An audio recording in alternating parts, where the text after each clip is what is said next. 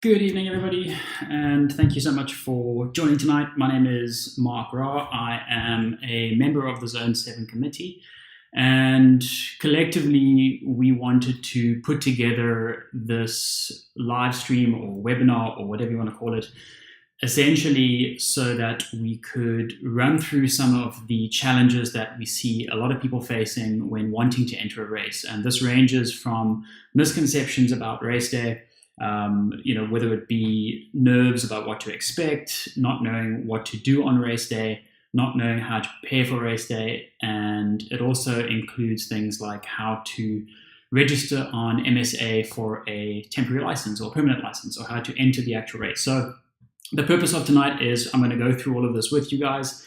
This is really aimed towards the beginner rider, but again, it's really for anybody to join. So if you know of anybody that you think would get value out of this, feel free to share it or to get them to watch it now. So this is obviously recorded live. I'm sitting at my house doing this, but it will be saved on the YouTube channel.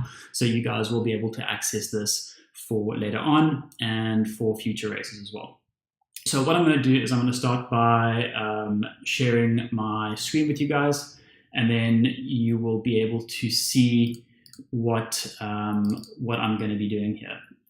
So just to kind of summarize what we're going to go through here, because I see Nicole asked, what is this for?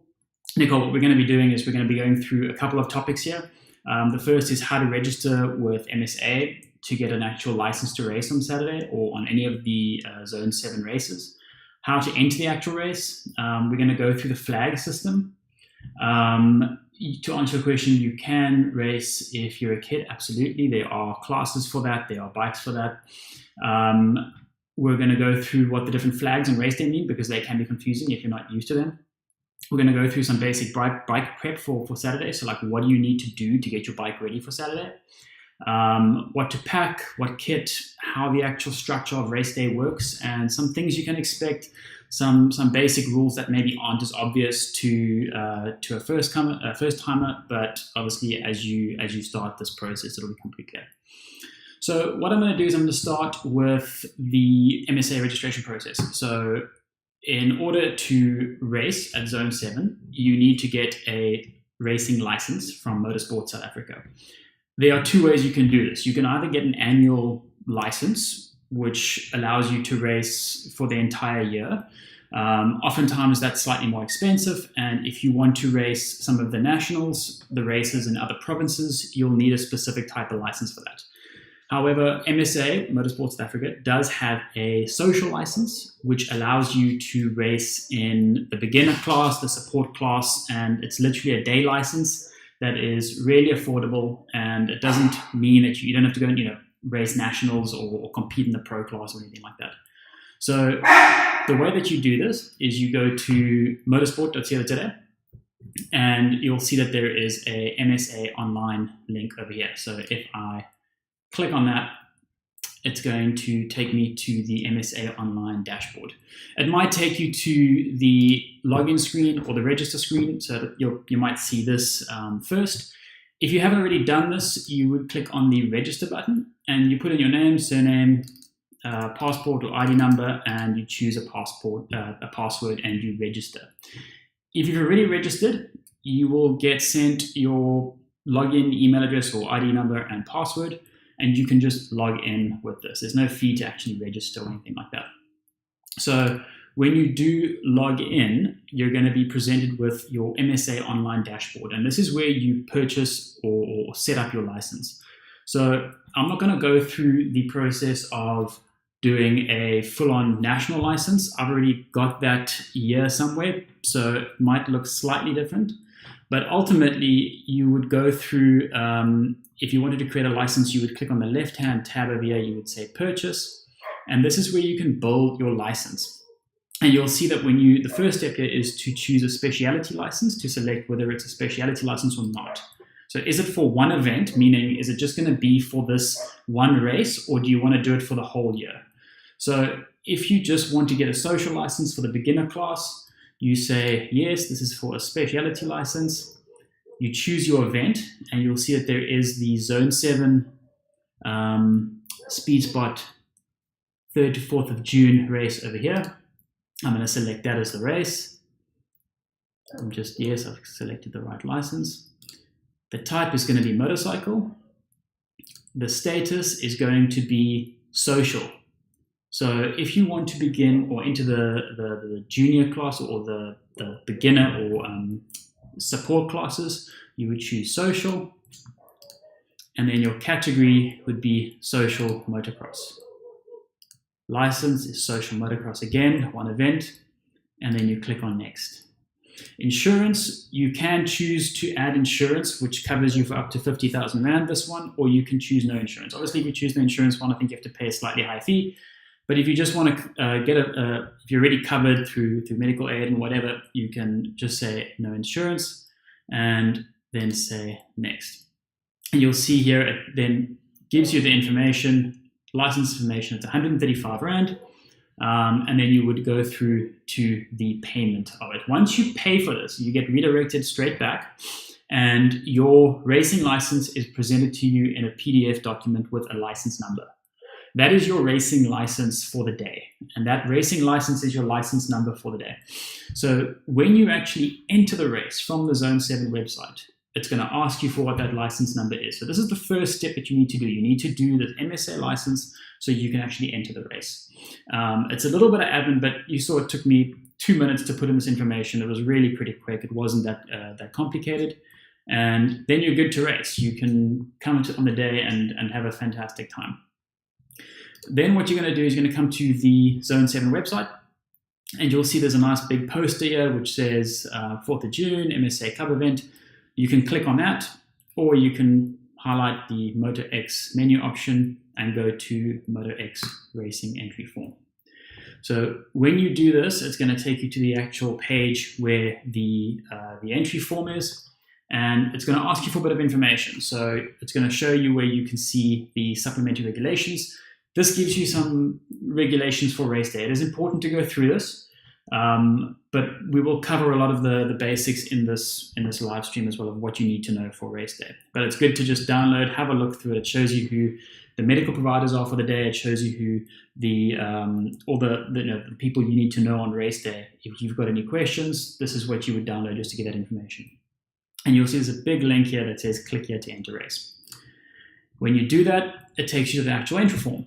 So here you can see it asks you for your first name, last name, ID number, your gender, your race class, and this is where you choose what you want to actually ride. So you can see this ranges from anything from 50cc all the way up to the MX Pro class.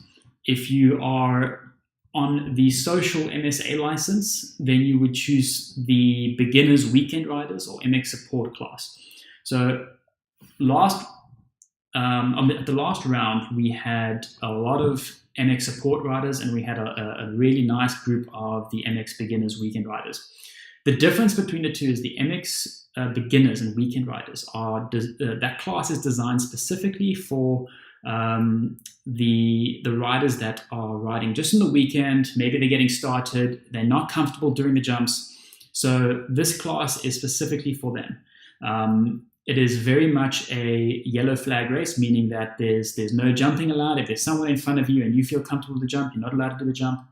If somebody is really fast and they're able to do the jumps and they are in that beginner's class, they'll be asked to go to the MX support class. And if they're really quick, they'll be asked to go to the MX Pro class. So you know that when you enter that MX beginner or MX that weekend riders class, you're in a group of guys that are in it to have fun. And I think everybody that's doing this is doing this for fun. But you know that those guys are not doing it to race. They're not going to come and jump over you. They're not going to try and take you out in the corners. It really is just a fun group where if you're getting into it, it's the perfect place to start. So I would highly recommend it if you're looking to get into that. If you're a younger rider or you're a parent of a younger rider that is on the 50cc, 65, 85 MX high school, obviously this is the class for you. And if you look on the previous page on the website, if you're wanting to know more information about the age limits for what those classes are. You can have a look at the supplementary regulations, or you can send us a message and we can help you out in terms of what's allowed. Maybe your son or daughter's sort of at an age where you're not sure whether they should be 50cc, 65cc, 85cc. You don't really know. Ask away. I'm yet to meet a person in the sport that when you ask a question, they're not going to help you. Everybody is dying to help you and point you in the right direction, and it's all good intention. So ask away. You'll see that on this form, it's going to ask you for things like pickup marshal. This is if you are entering for a 50 or 65cc. A pickup marshal is often a parent or guardian who is at the side of the track. So if the rider falls over, they go and help them up and make sure they're okay. So it's really just about helping the rider up and making sure they have a good time. Your bike number. This is the number that's going to actually go on your bike. So on the front plate and on the side plates. So on a social class or beginner class, that's really whatever number's there on your bike. If you've got a sort of national license or a more permanent license, this is something that MSA gives you. But if you don't have one and you're just entering for the social class, that number can be anything. The mechanic is whoever's going to essentially be your mechanic on the day. This can be a parent, a guardian, anybody that's going to be doing the work. And you'll see here it asks you for the MSA license number. So once you've done the MSA side, I mentioned that you get a PDF document with your actual MSA license. It's going to have a number on that. This is where you put that number. And over here is where you actually upload that PDF document with the MSA license. And this is so that the race secretaries on the day and the administrators on the day have that license. They know that you are covered by Motorsport South Africa to actually race on the day, and there's no issues later on down the line. And there's just some more personal information here so that we can get in touch with the right people if something happens, or if you've covered on medical aid. There are ambulances and paramedics on the day. There has to be for a race day, so you can rest assured that there are going to be paramedics and trained professionals there to help if something goes wrong. But it's always nice just to have that information on file so that they know whether you're covered and where to take you in the event of an unfortunate event of an accident. And then it's going to ask you for your signature, provided you accept the terms and conditions. Once you have finished this, you'll get sent an email confirming your entry to the race. It'll also ask you to pay for the actual race, and it will give you those banking details. Once you've entered, you'll see that there's a second step here, which is completing the self-scrutineering form. So this is also a result of COVID, where you have to self-scrutineer your bike, essentially making sure that your bike is okay to race on race day. And this really just revolves around you being, cognizant of the fact that you need to go through your bike, you need to make sure that all of your nuts and bolts are tight, and you need to make sure that it's ready to actually race. So it's going to ask you for your information here. Again, it's going to ask you for some information such as the number on your bike, the capacity, if it's a 65cc or an 85cc or 125cc or whatever. Your bike number, this is the number that's on your bike. And then your engine number and chassis number. So this is going to, where you find this is going to depend on your bike. On my bike, the engine number is sort of, if I'm facing forward and I'm holding the handlebars, it's at the back of the engine. There's like a number there. And the chassis number is on the actual frame next to the front suspension or the front forks. So what you can do, if you're not sure where to find it, it'll be in your owner's manual. Otherwise, you can also Google where to find the engine number and chassis number or VIN number on your type of bike. So have a look at that. It's going to ask you for this information. And then it's going to just go through some of the checklist items that you need to go through on your bike before you can actually come on race day. It seems like a lot, but it's really not that much because all of this stuff will be pretty standard anyway. So things that need to be removed is the license. If you've ridden it on the road and it's got an actual license, then that needs to be taken off. If you've got any luggage carriers in the back or headlights or spotlights or indicator lenses, those need to be taken off. This isn't a road race. This is obviously an off-road race, and if you are in an accident or if you knock into somebody, that can seriously hurt somebody. So this type of stuff needs to be taken off. and it'll go through, you need to complete this before you can actually come in on race day. And then this list goes through what you need to check on your bike. Again, it's pretty straightforward. It's really just to make sure that things like your spokes are tightened, your brake levers and your clutch levers are working, your handlebar has a pad on it, whether your kickstart is secure, whether your throttle doesn't stick, you've got a silencer on your bike, you've got a number on all three of your plastics, so in the front and the two sides. This is very important. It's also important to keep that clean on race day, because when you're riding around the track and you're getting a whole lot of mud and dirt and grime on there, whoever's timing that race and making sure that you do the right amount of laps for your position needs to be able to read that. So it needs to be clear. It needs to contrast against the plastic. So don't have a white plastic with a white number or black plastic with a black number. Obviously, nobody's going to be able to see that when you race past them. So just think about stuff like that. Go through this list and just make sure that your bike's in good order. If you're not sure, there are a ton of people you can ask. You can ask them on race day. You can ask them if you go to the track during the week. There are places at the track or elsewhere. So if you go to, if you go to Chapter 1, if you go to Dean Hoffman Racing, you go to Total Control, you go to 102 Raceworks, all of these places are the actual track. You can go there, you can ask them to give your bike a once over, and they'll happily do it for you, just to make sure that it's okay to race if you're not sure and you're not confident to go through this by yourself. Once you've completed this, your entry is basically ready. So assuming that you have filled in the form before this, assuming that you have completed this and you've actually paid for your entry, you are good to arrive on race day, meaning that you've completely entered and you're good to go. So now what actually happens? So we get a lot of feedback on the groups of, look, I've entered the race, but I've got no idea what I'm doing. I've never done this. I come once or twice. I don't think I'm ready. I don't know what to pack. So this is where the next part of this live stream is going to go. We're going to go through what you need to prepare for leading up to that race, and also what happens on race day. So let's go through the actual, let me bring it up over here. So what I've done is I've prepared, which I've shared in the description of this video, is a race day checklist and order event. So you can click on this, you can get access to it, and you can store it, or you can edit and save it, do whatever you want with it. A lot of this stuff is on the self-scrutineering form as well. So important to note that if you have done the self-scrutineering form, things like making sure that these are checked on your bike should have already been done. So you'll see that the checklist here for what to actually have kit-wise. You need a helmet. A helmet cannot have any attachments on it. It can't have a GoPro on it, unfortunately.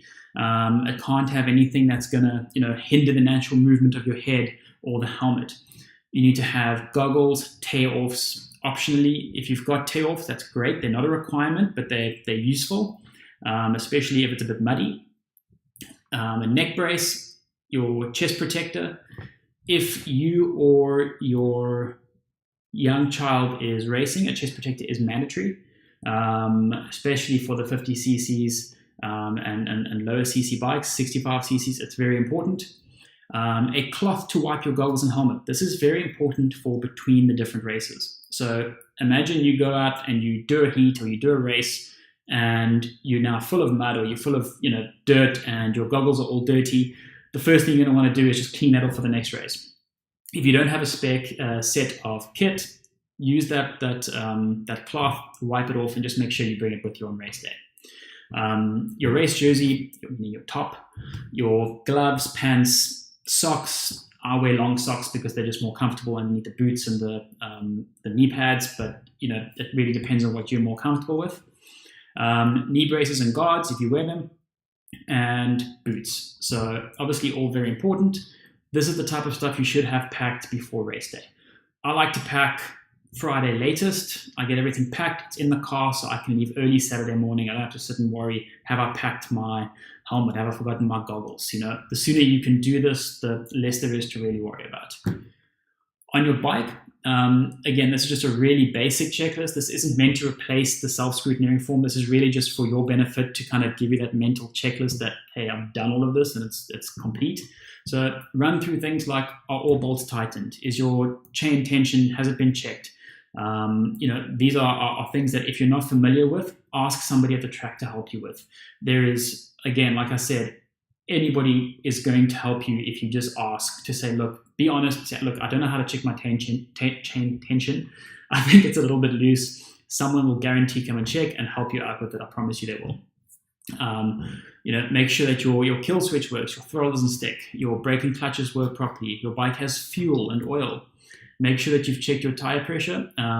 If you've checked all of this before, then awesome. Make sure that you've got a bike stand. If you don't have a bike stand, you can lean it against a tree or your trailer, or if you've got a tie down, you can tie it to the handlebars and against a tree. That also works well.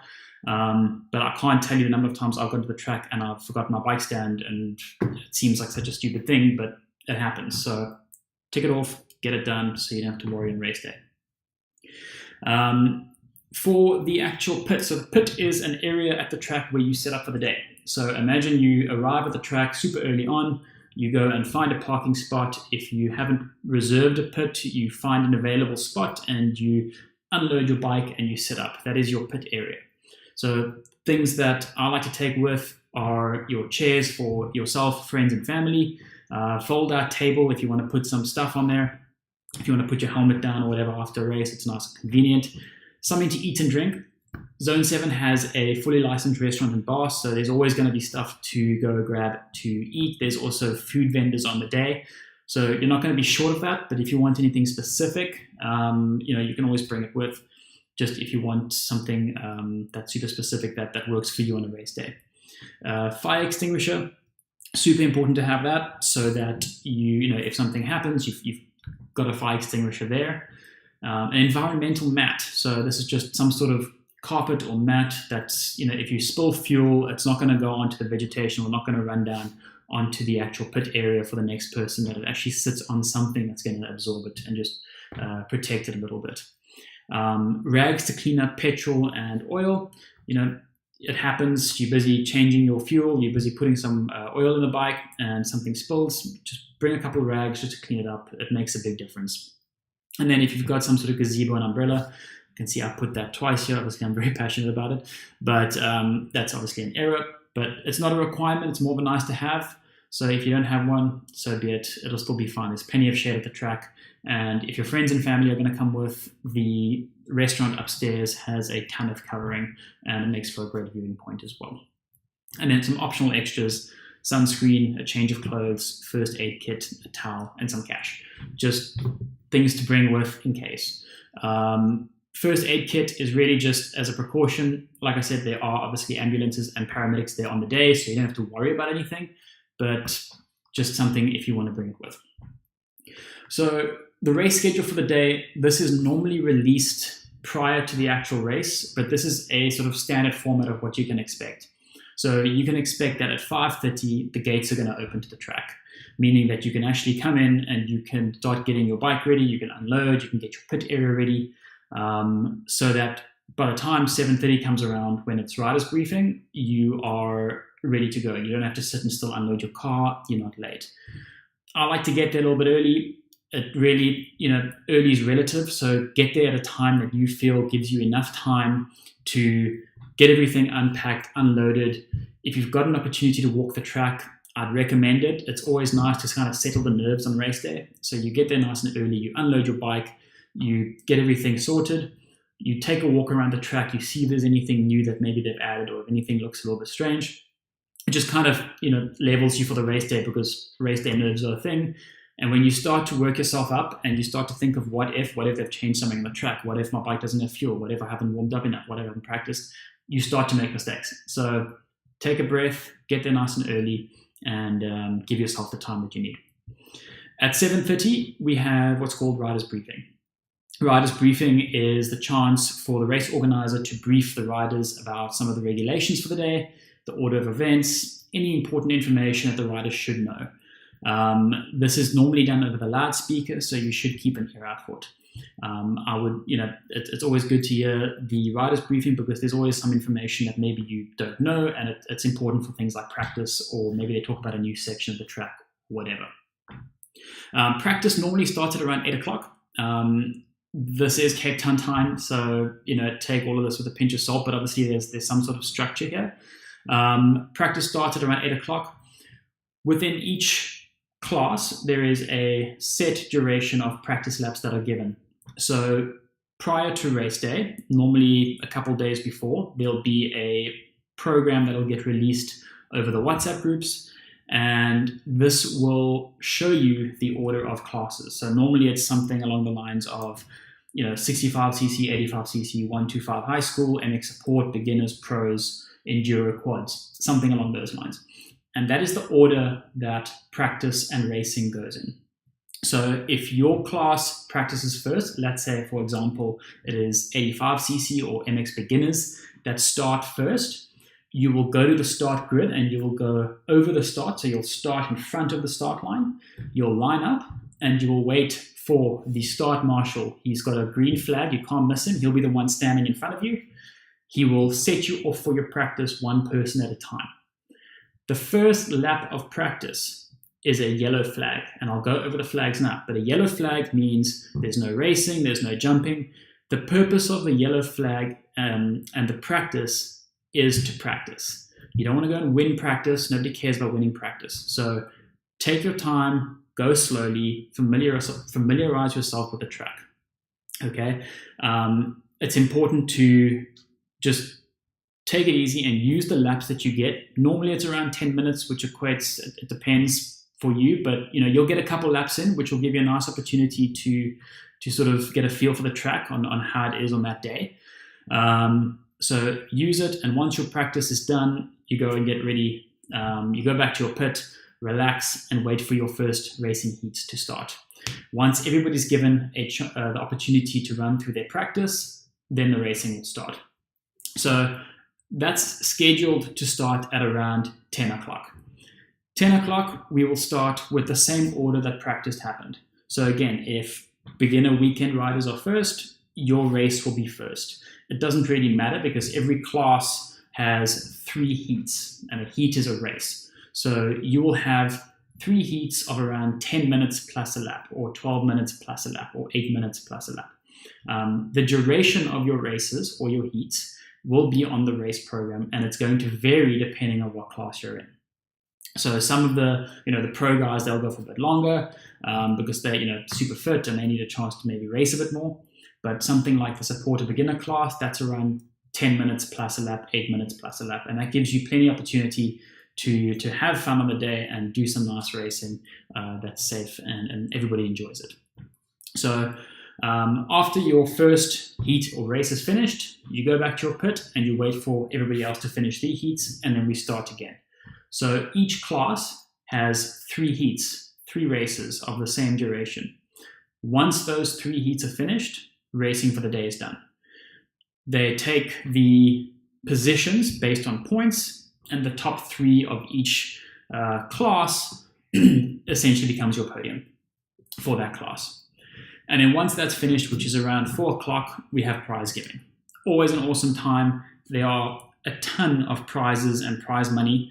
I think at the last race, more people walked away with more money, through prize giving than what it cost them to actually enter the race, which is awesome. The top 3 riders of each class will get trophies as your first, second, third.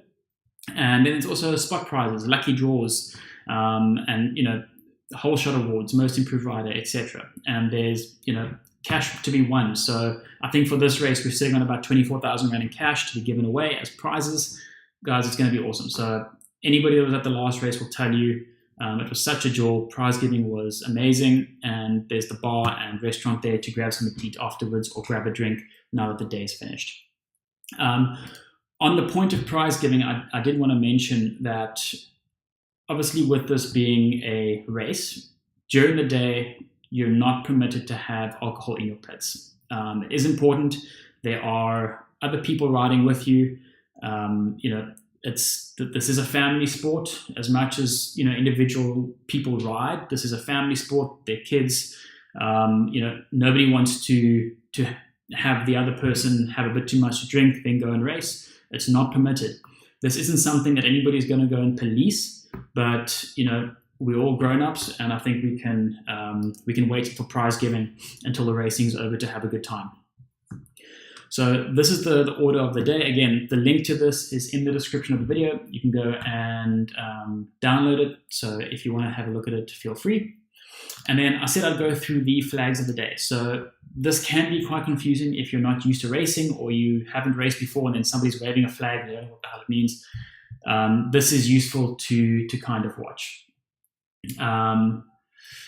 Let's go through the flags. So the green flag that you see here, it's optional. You're not always going to see it at the race. It denotes all clear, meaning that if you see a green flag waving, everything's good to go.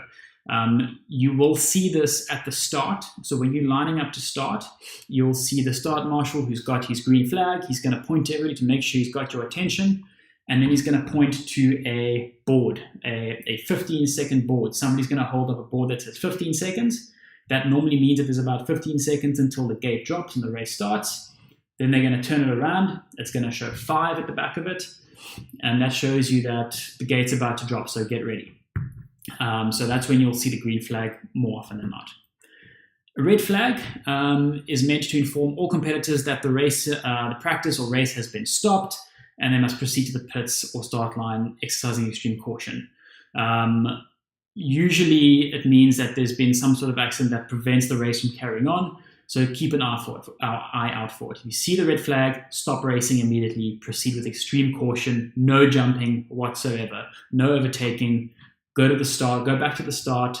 Don't turn around and do the course backwards. Just finish your lap slowly, or follow the direction of the marshals. They'll point you in the safest direction, or go back to the pits.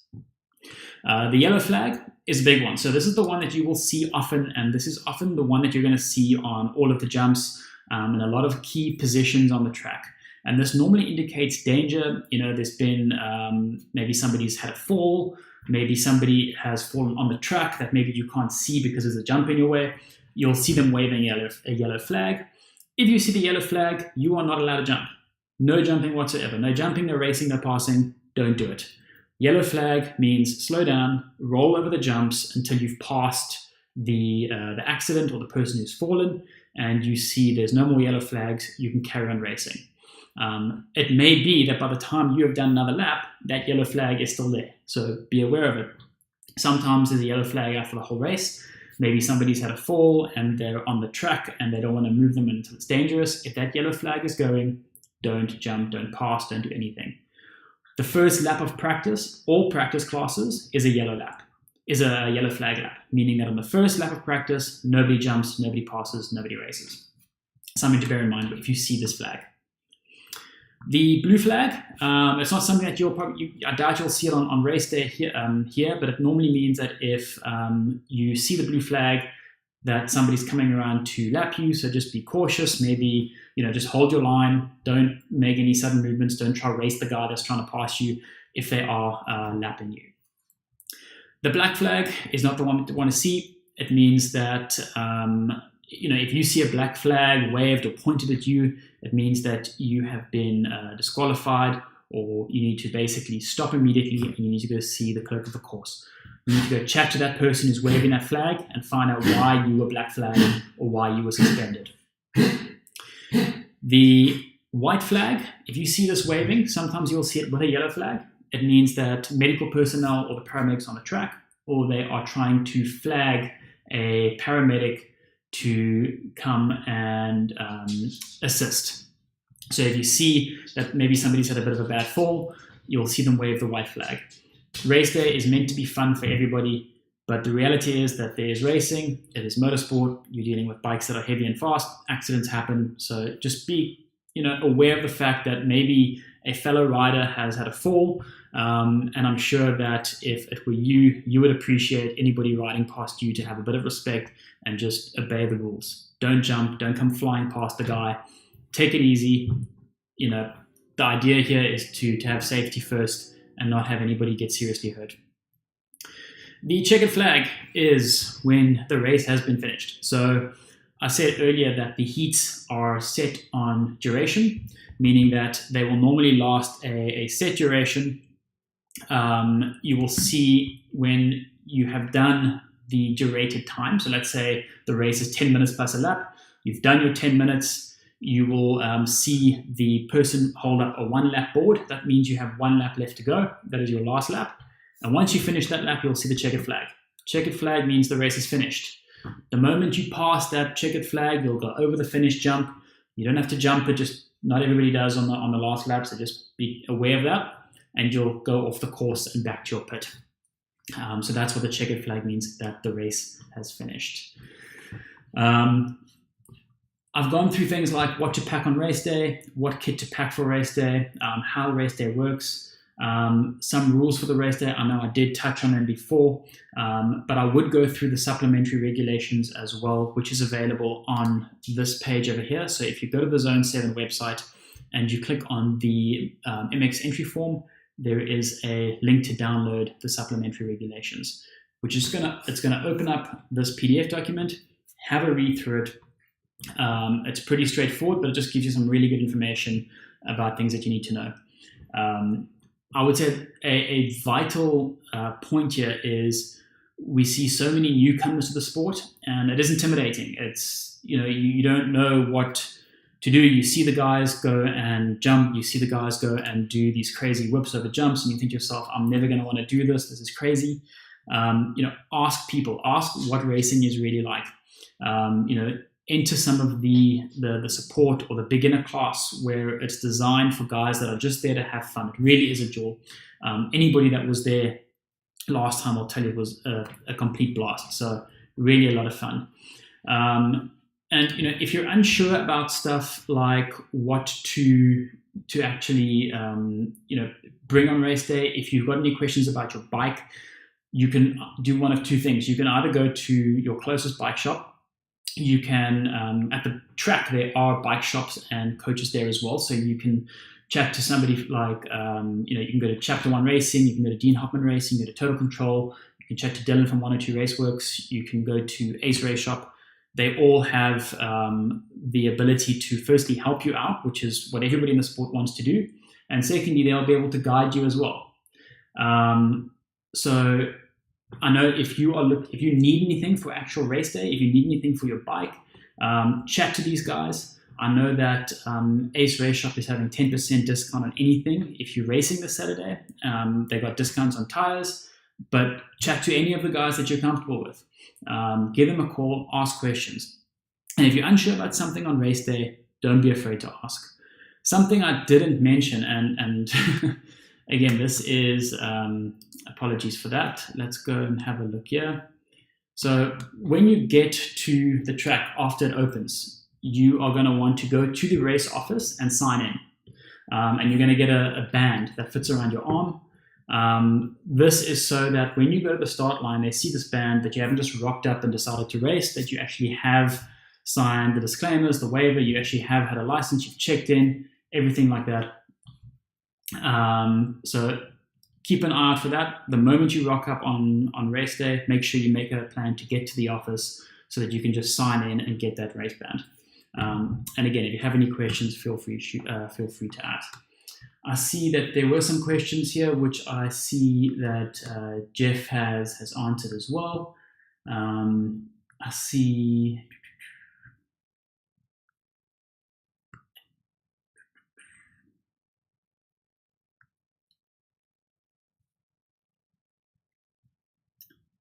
You can race a pit bike. There is a pit bike class. If you go to the entry form, there is a pit bike class. You just need a social license for that, but yes, you can. What bike is best for the race? Any bike you got. Just make sure that it checks off on the scrutineering list so that you don't have anything dangerous, but apart from that, you are good. Okay. And then seems to spam it. So okay. Cool, guys. Again, if you have any questions, feel free to shout either on the WhatsApp group. If you're not on the WhatsApp group, ask somebody who is, and they'll send you a link. It's a great place to ask for information or just get a bit of details. And the main thing here is race day is about having fun. It's really about going there, testing your skill, but if you don't want to test their skill, just go and have fun race. It's a great opportunity to ride against fellow people who are of a similar skill.